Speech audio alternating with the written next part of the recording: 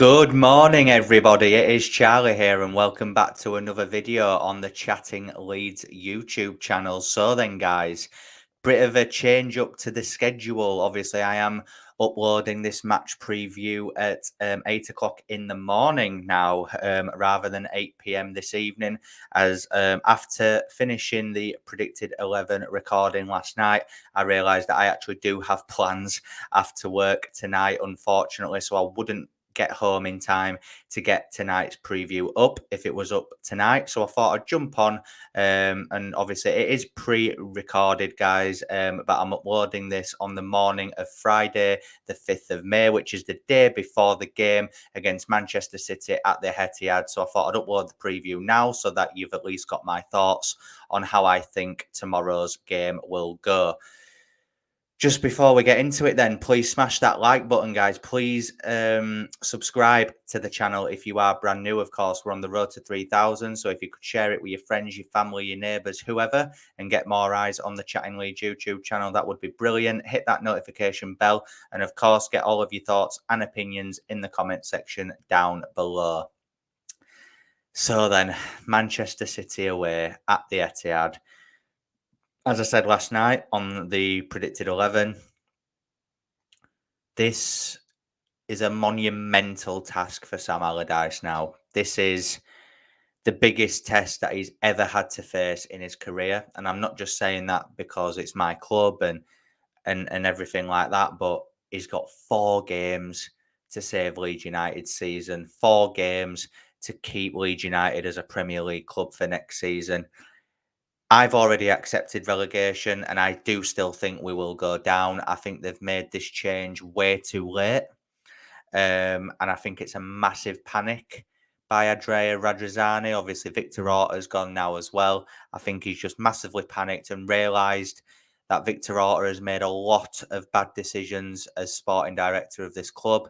Therefore, he had to go, and obviously Javi had to go as well because it just wasn't working under Grazia. And I do feel a bit sorry for him. Obviously, he did release that statement, didn't he? Thanking the fans and said he will be a white forever. And it made me feel a bit sorry for him, I can't lie. But at the same time, the guy was tactically inept, didn't seem to have a clue how to get a tune out of these players. And I feel like the mentality of this squad is at an all-time low. And I just don't think he was the man to perk them back up and to install confidence into them. That's one thing I think Big Sam will do. I think regardless of what happens, I think he'll try and give them a confidence boost. And as I said on predicted 11 last night, I do feel like he'll have a mixture of experience and young talent in the upcoming games. He's already said that he aims to use Wilfred Gnonto a lot more than what Javi did, let's say. And it is good to hear that he is at least recognising that Gnonto is one of our better players and therefore he should be starting.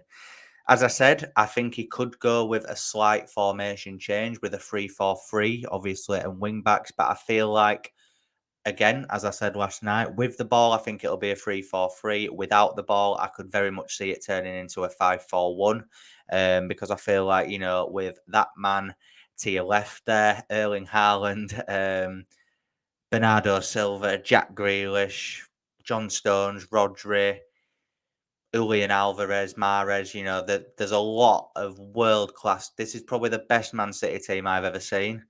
And it'll be some task stopping them.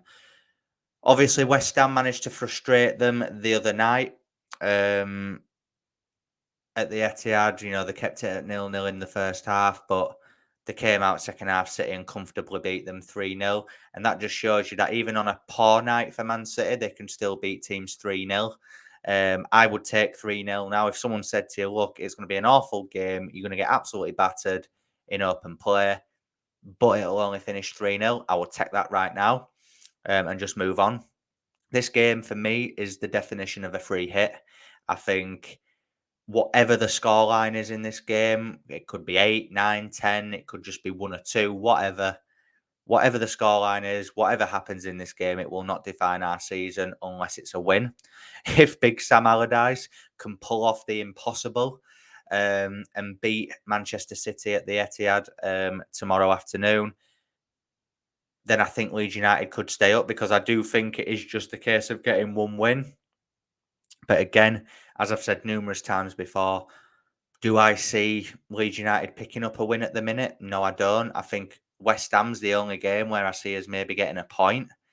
Maybe Spurs as well, actually, because Spurs aren't great at the minute. But then again, they'll have nothing to play for on that final day.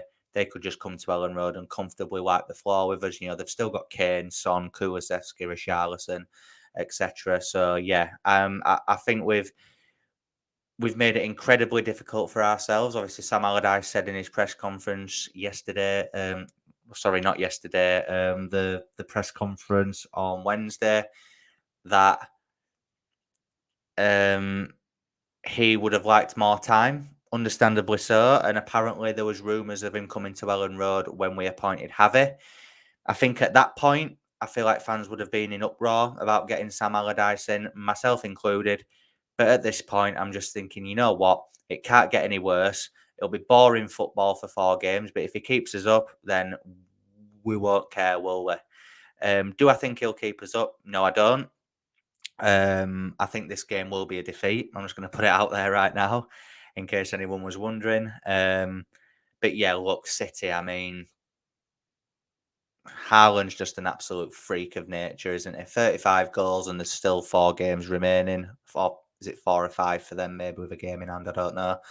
You know, they're in the semi-finals of the Champions League on Tuesday night against Real Madrid. I mean, so could Pep Guardiola rest players for this game? Could Haaland get a rest, and it could be Alvarez up front?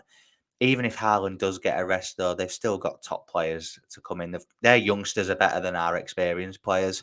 So I still fully expect Man City to win the game no matter what team they put up. I do think Haaland will start, though. I think it'll be a case of maybe be comfortably leading the game at half time and then taking a lot of his key men off in preparation for Real Madrid on Tuesday. You know, they've got Calvin Phillips, of course. You know, could Calvin play in this game? Could he start instead of Rodri? Again, I think we will see Phillips play in this game, but not from the start. I think Rodri could be a player that gets rested either at halftime or early on in the second half. I think he might give Phillips at least 20 minutes towards end of game. But I think City, you know, Arsenal have been top of the league for the majority of the season, but they have started to wobble of late. Yes, they beat Chelsea overnight, but you know they have started to wobble, and City beat them 4-1 last week.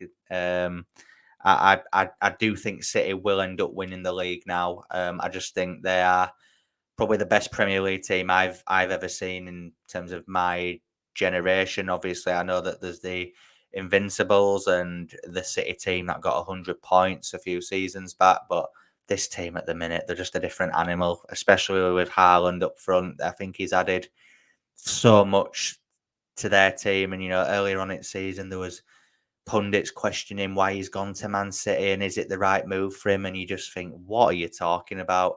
Haaland is probably the best player in the world right now, and that's just facts. You know, I saw a tweet the other day asking, you know, who would you rather have out of him and Mbappe? For me, I would have Haaland any day of the week. You know, Mbappe's only played in League 1. Haaland's played in, you know, he's played for Salzburg, he's played for Dortmund, and now he's in the Premier League and he's still doing it. We need to see Mbappe move to a different league and see how he adapts first before we start comparing them. I think Haaland's just a different animal. Obviously, Grealish has come into his own so far this season as well, hasn't he? He's really hitting some good form. John Stones in that like hybrid defender midfield role, I think's really good as well. He doesn't get enough credit, John Stones. He's world class in my opinion. So basically, guys, what I'm trying to tell you is, you know, this game is not going to be easy at all. I think it'll be, you know, I think Leeds just need to accept that we're not going to have hardly any of the ball in this game. I think Leeds, you know, if we get our moments, we need to be clinical because we cannot, if we get chances in front of that City goal, we cannot afford to not take these chances because, you know, it might be the only chance you get in the game. So you need to be taking it if it comes your way. Like I say, hopefully Leeds United can have the odd counter attack and cause Man City a few problems. Obviously, I think West Ham massively frustrated them in that first half of the night. So hopefully Leeds United can do the same. Obviously, West Ham are in a similar position to Leeds United in the table, and they managed to frustrate them for 45 minutes. So if we can go in at half time 0-0, then I will feel a lot more at least at ease, knowing that at least if City beat us in the second half, it won't be an absolute drumming. But I feel like City could well and truly be 3 or 4-0 up at half time in this game because our defence is so poor. And we have a hologram playing in net, as I think Brownie said on the debrief on One Leeds the other night, and it made me laugh. Because Ilan Melier is like a hologram. He's like a polo mint. Things just go straight through him, which is why I said on Predicted 11 last night, don't be surprised if you see Robles play for the remainder of the season now. He might think to take Melier out just to get him out of the firing line. But then again, is it right to take Melier out at this point in the season? Who knows? I think whoever's in goal with that defence in front of them, there's no hope because Max Verber is our only good defender now at the club. Cooper's played well actually since he's come back into the team, but Cooper's always got a moment in him. Ayling's poor. Firpo is poor defensively. Strauch hasn't been great. Cox been awful. So it just isn't good at the minute. And the sooner this game gets out of the way, the better. Because I feel like I know Newcastle will still be a massive task at Ellen Road next week, but that's a game where I'd expect Leeds to maybe get a draw in that one more than this one. Um, it's like I said earlier, guys. This is a definition of a free hit. I think it's going to be a very, very tough afternoon, and if Big Sam can pull off the impossible, which I don't think he can, but if he does, give him the keys to the city because if he can get that defense to keep Manchester City at bay, then Bielsa failed at sorting the defense. Jesse Marsh failed at sorting the defense, and Javi Gracia has failed at sorting the defense. What makes anybody think that Sam Allardyce is going to have any impact on that defense, especially in this game? Even if Leeds were top 10, I wouldn't trust us against this Man City team because they are a different beast. But let's hope, if we get our moments, that we take our chances if and when they come. I hope Big Sam can pull off the unthinkable in this one, but I don't think he will. He has my back in for the remainder of the season, but I still think Leeds United are going to go down. But, at least tomorrow, I'm having my uncle and my cousins round and stuff for the game. And I'm just going to have a drink and I'm just going to sit back and just, what will be in this game. If we get hammered, we get hammered. It is what it is. So if you've enjoyed this video, guys, please smash that like button if you can. It really helps me out, really helps get the video out there. Share the channel with your friends, your family, your neighbours, whoever. Subscribe if you're brand new. Hit that notification bell and get all of your thoughts and opinions in the comment section down below. There'll be no review after the game tomorrow. As I said, I've got people round for the game and we're having drinks and stuff afterwards, so I will be busy. But the last say will return on Sunday evening, where we'll go in more detail about this Manchester City game and have a brief look ahead to Newcastle as well. Enjoy the rest of your day, and I'll see you in a bit. Thank you.